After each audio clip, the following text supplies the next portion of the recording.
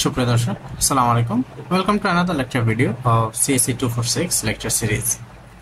আজকের লেকচারের টপিকটা হচ্ছে হাফম্যান কোড। এখন হাফম্যান কোড জিনিসটা কি, এটা আপনারা কম বেশি যারা প্রোগ্রামিং করেন তারা জানেন, কিন্তু যারা একেবারেই নতুন তাদেরকে বলি, হাফম্যান কোড দিয়ে মূলত যে কাজটা করা হয় এটা হচ্ছে ডাটাকে কম্প্রেস করা হয়। অর্থাৎ একটা লং সাইজের ডাটাকে আমরা চাইলে এটাকে কম্প্রেস করে ছোট করতে পারি। এবং মজার কথা হচ্ছে হাফম্যান কোড গ্রিডি অ্যালগরিদমকে ফলো করে। এখন মনে করেন আমাকে একটা ফিক্সড লেংথ কোড দেওয়া আছে। এখন মনে করেন আমাকে একটা ফাইল দেওয়া আছে, ফাইলের ডেটা দেওয়া আছে 1000 ক্যারেক্টার। সো এখানে একটা টেবিলে ওদের ফ্রিকোয়েন্সি পার 1000 দেওয়া আছে, যেখানে এ অ্যাপিয়ার হয়েছে 45 বার, বি 13 বার, সি এত, ডি ই এফ এরকম এরকম করে ভ্যালু দেওয়া আছে। এখন মজার কথা হচ্ছে এখানে আবার বলে দিচ্ছে যে প্রত্যেকটা অ্যালফাবেটের প্রত্যেকটা ক্যারেক্টারের জন্য আমার 3 বিট দরকার হয়। তাহলে আমি যদি হিসাব করি তাহলে একটা অ্যালফাবেটের জন্য অর্থাৎ একটা ক্যারেক্টারের জন্য যদি আমার 3 বিটের দরকার হয়, তাহলে 100,000 ক্যারেক্টারের জন্য আমার কত বিটের দরকার পড়তেছে। অবভিয়াসলি তখন এটার হিসাবটা হবে কত, পার 100,000 এর জন্য যদি আমি এভাবে হিসাব করি, এ যদি আমি 000, বি কে যদি আমি 001 ধরি, হ্যাঁ এরকম করে যদি অনেক পর্যন্ত, খালি কি আমি যদি এরকম হিসাব করি তাহলে প্রত্যেকের জন্য আমার 3টা করে বিট লাগতেছে। তাহলে আলটিমেটলি আমার টোটাল বিট কত লাগতেছে,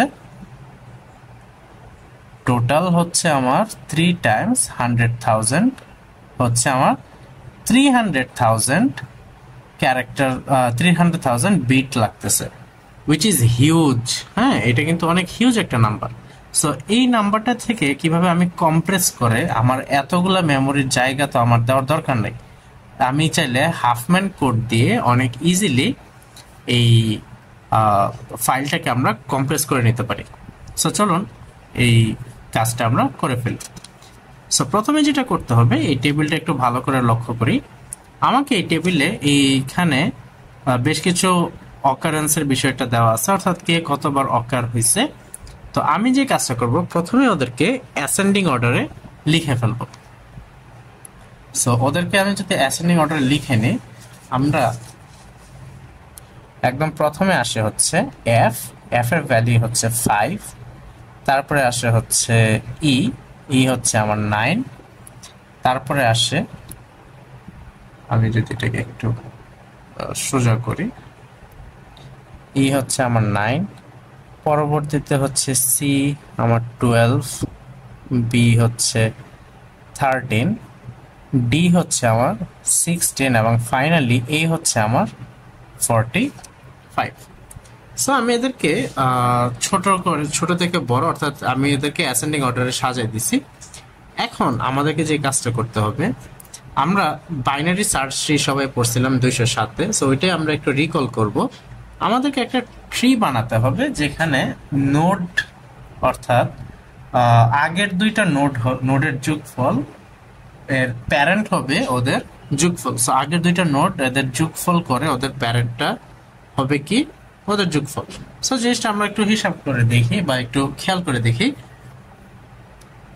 so create a tree using 2 smallest nodes. So আমরা চিন্তা করি আর প্রত্যেকে হচ্ছে এক একটা নোড, আমরা এদেরকে নোডের ধরে হিসাব করব। সরি, সো এখানে আমার 5টা নোড দেওয়া আছে, আমার এখন 5টা নোড ধরে হিসাব করতে হবে। সো আমার একদম স্মলেস্ট যে টেবিলটা আছে, creating tree with sum of smallest nodes। তাহলে এখানে যে কাজটা আমি করব, এটা হচ্ছে একদম স্মলেস্ট যে ভ্যালুটা দেওয়া আছে ওদের নিয়ে একটা টেবিল ড্র করব। সো এফ চলে আসবে এই পাশে, তারপরে চলে আসবে ই। এখন ওদের টেবিলটা, ওদের ট্রিটা তৈরি হয়ে যাবে, উইচ ইজ এফ ই। এখন এফ এর ভ্যালু কত হবে, এটা হবে ওদের সাম। সো 5 এবং 9 যোগ করলে আসে 14। সো এই 14 হবে এফ এর ভ্যালু। এখন আমি যদি ওদেরকে আবার রিঅ্যারেঞ্জ করি, রিঅ্যারেঞ্জ করলে দেখা যাবে, রিঅ্যারেঞ্জ করি, রিঅ্যারেঞ্জ করলে যেটা আমি পাবো সেটা হচ্ছে আমার সি এর ভ্যালুটা আগে চলে আসবে, কারণ C is 12 is smaller than 14। তাহলে সিটা আগে চলে আসবে, তারপরে চলে আসবে বি ইকুয়াল টু 13, তারপরে চলে আসবে এফ ই, যেটা হচ্ছে আমার নতুন নোড হয়েছিল উইচ ইজ 14, তারপরে লাস্টলি 1 2 3 4 এবং লাস্টলি আমার যে 5 ইকুয়াল টু 45 সে চলে আসবে। ওকে, এখন আবার আমাকে এই রুলটাই অ্যাপ্লাই করতে হবে যে create tree with some of smallest node. আমাকে একদম ছোট নোডের দিয়ে সাম করতে হবে। তাহলে আমরা যদি এই কাজটা করি তাহলে যেটা পাবো সি এবং বি। তাহলে এখানে একটা জিনিস খেয়াল করতে হবে, আমাদের ট্রির কাজটা ছিল যে বড় যে ভ্যালুটা সে সবসময় রাইট সাইডে থাকবে, অর্থাৎ প্যারেন্টের রাইট সাইডে চাইল্ডে বসবে হচ্ছে বড় ভ্যালুটা, এবং ছোট ভ্যালুটা হবে প্যারেন্টের লেফট সাইডে। তাহলে সি এবং বি এদের মধ্যে রাইট সাইডে হবে বি, কারণ বির ভ্যালু হচ্ছে বড়। তাহলে বি হচ্ছে আমার 13 এবং সি হচ্ছে আমার 12, এটা সি। এখন ওদের প্যারেন্ট হবে ওদের যোগফল উইচ ইজ বিসি, বা আমরা এটাকে সিবিও লিখতে পারি, হোয়াট এভার একই জিনিস। তাহলে এটা হবে 13 এবং 12 যোগ করলে হয় 25। তাহলে এদেরকে যদি আমি আবার রিঅ্যারেঞ্জ করি, আমি একটু এখানে করে দিই, রিঅ্যারেঞ্জ করি, রিঅ্যারেঞ্জ করলে যেটা হবে, যেটা আমরা পাবো সেটা হচ্ছে এখন আমার বিসি কিন্তু 14 থেকে বড় হয়ে যায়, যেহেতু বড় হয়ে যায় সে কিন্তু রাইট সাইডে চলে যাবে। তাহলে এফ ই আগে চলে আসবে, এফ এর ইয়া ছিল কত, এফ ই ছিল আমার এফ ছিল আমার 5 এবং ই ছিল আমার 9। আমাকে অবশ্যই এইভাবে লিখে দিতে হবে। তাহলে এটা হচ্ছে 5 equal to F equal to 5 equal to 9 কমা দিয়ে বিসি উইচ ইজ 25, বি এর ভ্যালু কত, সরি এখানে সি চলে আসবে কারণ সি হচ্ছে ছোট, ওর ভ্যালু হচ্ছে 12 এবং বির ভ্যালু হচ্ছে 13। অলরাইট, এবং আমার বাকি রইল কে, বাকি রইল আমার এ উইচ ভ্যালু ইজ 45। তাহলে আবার আমাকে এই কাজটা করতে হবে, কি কাজ করতে হবে, এদের দুইজনকে সাম করে নিতে হবে, বা এখানে আমরা বোধহয় ডিটাকে বাদ দিয়ে দিচ্ছি, রাইট? সো ডিটা বাদ গেছে, এখানে অবশ্য 16 চলে আসবে। এই পাশে একটু লিখে দিই যে ডি ইকুয়াল টু 16, এটা আমি খেয়াল করে নাই, এটা এখানে চলে আসবে, এখানে চলে আসবে ডি ইকুয়াল টু 16। তাহলে এখন আমার স্মলেস্ট যে ভ্যালুটা তাদের হিসাব করতে হবে, অর্থাৎ তাদেরকে নিয়ে আমাকে একটা ট্রি গঠন করতে হবে। সো এই কাজটা যদি আমি করি, আমি পরের পেজে করতেছি, আমরা একটা ট্রি ক্রিয়েট করব, ক্রিয়েট ট্রি। সো এখানে আমার ভ্যালুটা হবে হচ্ছে ডিএফই, কিন্তু এদের মধ্যে স্মলেস্ট কে, স্মলেস্ট ছিল হচ্ছে আমার এফ ই, এফ এর ভ্যালু ছিল আমার 14, যেহেতু ভ্যালু ছোট এবং বড় ভ্যালুটা এই পাশে বসবে যার ভ্যালু হচ্ছে ডি ইকুয়াল টু 16, তাহলে ওর ভ্যালু কত আমার 30। আর এফ এর ভ্যালু কত ছিল, এফ এর ভ্যালু ছিল হচ্ছে 5, ইর ভ্যালু ছিল আমার 9। ওকে, সো আমার আরেকটা ট্রি কমপ্লিট। এখন আমাকে আবার এটাকে রিঅ্যারেঞ্জ করতে হবে, বা নোটটাকে আবার রেডি করতে হবে। তাহলে রিঅ্যারেঞ্জ যদি আমি করি, রিঅ্যারেঞ্জ করলে প্রথমে যেটা চলে আসে এটা হচ্ছে বিসি 25 এবং ওদের যে নোট ভ্যালুটা, সি এর ভ্যালু ছিল হচ্ছে আমার কত, সি এর ভ্যালু ছিল আমার 12, যেহেতু সি এই পাশে ছিল, সি এর ভ্যালু ছিল 12, বির ভ্যালু ছিল আমার 13। 25 এর পরে আমার আসছে হচ্ছে ডিএফই, ওর ভ্যালু হচ্ছে আমার 30, তাহলে ওর যে চাইল্ডগুলো আছে ওদেরকে আমার লিখে দিতে হবে 14 এবং ডি ইকুয়াল টু 16, এফ এর ভ্যালু হচ্ছে 5, ইর ভ্যালু হচ্ছে আমার 9। ওকে, তো এতটুকু কাজ শেষ। এরপরে কিন্তু আমার আবারও যতক্ষণ না আমি একদম শর্টেস্টটা পেয়ে যাই, আমাকে কিন্তু প্রত্যেকের ধরে ধরে টেবিল ক্রিয়েট করতে হবে। সো এখন আমি ওকে যদি আবার টেবিল ক্রিয়েট করি, অর্থাৎ 25 এবং 30 ওরা হচ্ছে আমার শর্টেস্ট, তাহলে ক্রিয়েট ট্রি ক্রিয়েট করি, আমি বারবার টেবিল বলতেছি। এখন আমি যদি ট্রি ক্রিয়েট করি তাহলে এটা কি হবে, বিসিডি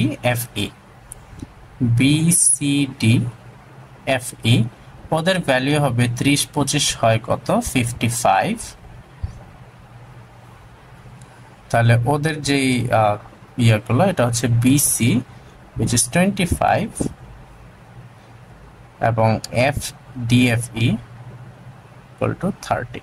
আপনারা একটা জিনিস খেয়াল করতেছেন যে প্রতিবারে কিন্তু আমার বড় ভ্যালুগুলো সবসময় রাইট সাইডে বসতেছে এবং ছোট ভ্যালুগুলো সবসময় লেফটে বসতেছে। এটা এই সিকোয়েন্সটা অবশ্যই দরকার। কেন দরকার এটা আমরা একটু পরেই দেখব। এটা হচ্ছে আমার বির ভ্যালু ছিল 13, এটা ছিল আমার FE which is 14 এবং D equal to 16। F থেকে আবার হচ্ছে 5 এবং E থেকে হচ্ছে 9। এখন আমার যদি রিঅ্যারেঞ্জ করি, আবার এইটা যদি আমরা রিঅ্যারেঞ্জ করলে আমরা যেটা পাবো সেটা হচ্ছে A আগে চলে আসে which is 45 এবং লাস্টলি আমার যে নোটটা আমরা মাত্র ক্রিয়েট করলাম এটা হচ্ছে BCDFE which is 55। Okay, so এখন আবার আমাকে কি করতে হবে, আমার কথা হচ্ছে যতক্ষণ না পর্যন্ত আমি একটা সিঙ্গেল নোট পাচ্ছি ততক্ষণ পর্যন্ত আমার কিন্তু ট্রি ক্রিয়েট করেই যেতে হবে। তাহলে এখান থেকে যদি আমি ট্রিটা ক্রিয়েট করি, এটাকে আমি একটু বড় একটা সাইডে করি যাতে আমার এটা বুঝতে সুবিধা হয়। আমি যে ট্রিটা রেডি করছিলাম এটা একটু সাইডে রাখি। ওকে, তাহলে আমি যে নতুন ট্রিটা পাবো সেটা হচ্ছে ABCDFE, এটার ভ্যালু হবে 55 এবং 45, ওর ভ্যালু হবে হচ্ছে 100। এখন ওদের মধ্যে শর্টেস্ট কে, ওদের মধ্যে শর্টেস্ট হচ্ছে A যার ভ্যালু হচ্ছে 45 এবং তার থেকে বড় ভ্যালুটা হচ্ছে BCDFE যার ভ্যালু ছিল 55 এবং এখান থেকে আমরা পাইছিলাম হচ্ছে BC যার ভ্যালু ছিল 25, ওর থেকে পাইছিলাম আমরা DFE যার ভ্যালু ছিল 30, BC থেকে আমরা পাই C equal to 12 এবং B equal to 13। এখান থেকে আমরা FE পাই which is 14 এবং আমরা এখান থেকে পাই D যার ভ্যালু ছিল 16। এখান থেকে আবার আমরা পাই F এর ভ্যালু ছিল 5, এখান থেকে পাই E এর ভ্যালু ছিল 9। সো এইখানে কাজটা কি হইতেছে, এটা হচ্ছে আমার কমপ্লিট একটা BST বা বাইনারি সার্চ ট্রির মতো। এখন এখানে আমাকে যেটা করতে হবে, আমরা তো ট্রি করে ফেলছি, এখন আমার রুট কোনটা, আমার এটা হচ্ছে একদম প্রথমে যেটা আছে তাকে কিন্তু আমরা রুট বলি, ও হচ্ছে আমার রুট। এখন রুট থেকে পার ক্যারেক্টার পর্যন্ত আমার কি হবে, একদম মানে বড় যে নাম্বারগুলো, হ্যাঁ বড় নাম্বারের সময় হচ্ছে 1 আসবে এবং ছোট নাম্বারের ক্ষেত্রে কি আসবে, 0 আসবে। তাহলে আমরা যদি এই হিসাবটা করি তাহলে দেখেন এখানে বড় হচ্ছে 55, ছোট হচ্ছে 45, তাহলে 45 এর জন্য হবে 0, বড়র জন্য 1 হবে। এদের মধ্যে বড়কে 30, ওর ভ্যালু হবে 1, ওর ভ্যালু হবে 0। এদের মধ্যে বড় হচ্ছে 1, ছোট হচ্ছে 0। এখন এদের মধ্যে বড় হচ্ছে 1, ছোট হচ্ছে 0 এবং এদের মধ্যে বড় হচ্ছে 1, ছোট হচ্ছে 0। তাহলে আমরা যদি এই হিসাবে আমার প্রত্যেকের 4 বিটের একটা বাইনারি কোড রেডি করি, বা একটা সাপোজ ওদের করেসপন্ডিং যে বাইনারি কোডগুলো আমরা পাইছি ওটা যদি আমরা একটু হিসাব করে নেই, তাহলে ওই হিসাবে আমার কিন্তু কি আসবে, জিনিসটা আরো ইজি হবে। তাহলে আমার এর জন্য ভ্যালিউ আসে, আমার ভ্যালিউ আসে হচ্ছে 0, এবং আমার বির জন্য ভ্যালিউ আসে হচ্ছে 101, সির জন্য ভ্যালিউ আসে 100, এবং তাহলে ডি এর জন্য কত আসবে? ডি এর জন্য আসবে হচ্ছে, আমরা হিসাবটা করতেছি কিভাবে, নিচ থেকে উপরে, সরি উপর থেকে নিচে হচ্ছে আমরা হিসাব করতেছি রুট থেকে ক্যারেক্টার পর্যন্ত। তাহলে একদম রুট থেকে ক্যারেক্টার পর্যন্ত আমার ডির ভ্যালিউ কত? 111। সি ডি ই, ই এর জন্য আমার কত হবে? একদম রুট থেকে ক্যারেক্টার পর্যন্ত 1111, এবং এফ এর জন্য হবে, ওকে সরি এখানে একটু ভুল হয়েছে, 1101 হবে, 1101 হবে, এবং এফ এর জন্য হচ্ছে আমার 1100। সো এখানে যদি আমরা একটু হিসাব করে দেখি যে তাহলে অ্যাকচুয়ালিতে আমি হাফম্যান দিয়ে কতটুকু বিট সেভ করলাম, বা আমার মেমোরিতে কতটুকু পরিমাণ জায়গা আমি সেভ করতে পারলাম, এই হিসাবটা যদি আমি করি এটাকে বলা হবে variable length size, variable length size. তাহলে আমাকে কতটুকু অকারেন্স ছিল, আমার এর জন্য অকারেন্স ছিল 45, তার জন্য লাগছে কত? তার জন্য লাগছে হচ্ছে 1 বিট। আমি এখানে 1 বিট দিয়ে গুণ করি, প্লাস বি এর অকারেন্স, বা আমি একটু কোয়েশ্চেনটা যদি একটু দেখি, আমার বি এর অকারেন্স ছিল 13, তাহলে 13 ইন্টু 3, যেহেতু 3 বিট লাগছে তার, তাহলে পরবর্তীতে সি এর জন্য ছিল 12 এর জন্য 3, ডি এর অকারেন্স বা ফ্রিকোয়েন্সি ছিল 16, এটাকে আমি 16 ইন্টু ডি এর বিট সংখ্যা হচ্ছে 3, ই এর ফ্রিকোয়েন্সি হচ্ছে 9 ইন্টু 4, যেহেতু 4 বিট লাগছে, এবং ফাইনালি আমার এফ ওর ফ্রিকোয়েন্সি ছিল 5, এবং ওরও লাগছিল 4 বিট। এই হিসাব করলে যদি আমরা, এবং এটা কিন্তু কিসে, পার থাউজেন্ডে, আমরা কিসে হিসাব করছিলাম? পার থাউজেন্ডে। তাহলে পার থাউজেন্ডে যদি আমরা এই হিসাবটা করে ফেলি, তাহলে আমার ভ্যালুটা কত আসে? আমার ভ্যালুটা আসে, এটা হিসাব করলে 45, 39, তারপর হচ্ছে 26, সরি 36, এখান থেকে আসে 318, 8, 48, 4 নং 36, 4 5 20, তাহলে এখানে ভ্যালুটা আসে হচ্ছে আমার 224000। হ্যাঁ ঠিক আছে, পার থাউজেন্ড যেহেতু, তাহলে এত বিটস। দেখেন আমার এখানে যদি আমরা এই হিসাবটা করতাম হাফম্যান কোড ছাড়া, তাহলে আমার ফিক্স লেংথ কোড কত আসার কথা ছিল? 300,000 আসার কথা ছিল, কিন্তু এখানে আমার হাফম্যান কোড করার পর আমার ডাটা কিন্তু অনেকটাই কম্প্রেস হয়ে গেছে, এবং আমার ফাইনাল মেমোরিতে জায়গা নিচ্ছে কত? 224,000 bit. So which is much more efficient, অর্থাৎ আমার মেমোরিতে জায়গা কম লাগতেছে। আলটিমেটলি তো সবাই এটা চায় যে আমার মেমোরিতে জায়গা কম লাগবে, এবং প্রোগ্রামটাও বা ডাটাটাও যাতে সেফ থাকে। সো এখানে হাফম্যান কোড দিয়ে আমরা এটাই দেখতে পারছি। সো হোপফুলি আপনারা এই জিনিসটা বুঝতে পারছেন যে হাফম্যান কোড দিয়ে আদৌ কিভাবে ডাটাকে কম্প্রেস করা হয়। এবং মজার কোড হচ্ছে হাফম্যান কোডে কিন্তু প্রিফিক্স কোড নামে একটা কথা আছে, এটা কিন্তু আমাদেরকে একটা অপটিমাল সলিউশন দেয়। আর মজার কথা হচ্ছে prefix code must be and it is mandatory to follow to decrypt or decode. আমরা প্রিফিক্স কোড দিয়ে ইজিলি ডাটাকে ডিক্রিপ্ট করতে পারি, যেটা আপনারা হয়তো বা সামনে কোনো এক সময় আমরা যখন ভিডিও করব এটা সুন্দর করে বুঝাই দিব। তবে আজকের জন্য এই পর্যন্তই। হোপফুলি হাফম্যান কোডটা আপনাদের সবার কাছে ইজি লাগছে, এবং thank you for staying with us all the time. And that's all. কোনো কোয়েশ্চেন থাকলে অবশ্যই আমাদেরকে জানাতে ভুলবেন না। ধন্যবাদ।